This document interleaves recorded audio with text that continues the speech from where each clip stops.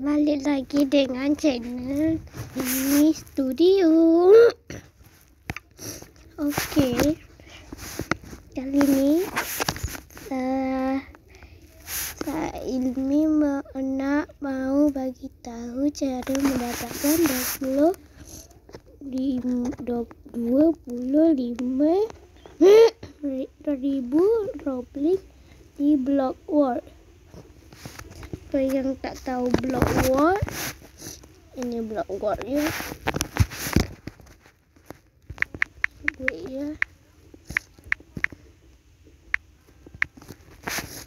Jadi ya Block World. Block World. Siapa dah ada tinggal main. Okey. Ini kita tunggu sahaja ya teman-teman sekalian.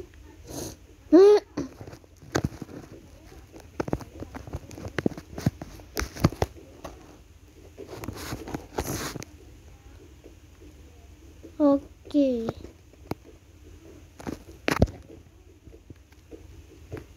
Setelah kita udah masuk, kita cari sahaja bangunan yang seperti di sana itu ya. Sekejap, wait, relax sikit. Yang ni ya. Okey.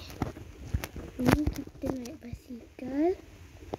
Pergi sana kita naik basikal. Okey, ni dia guys.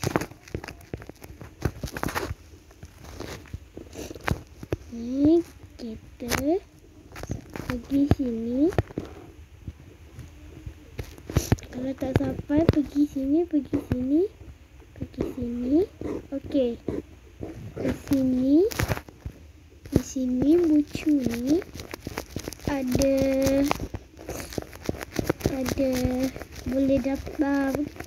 boleh mendapatkan 25,000 Robux.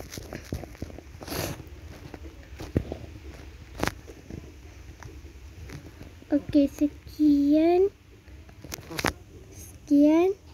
terima gaji.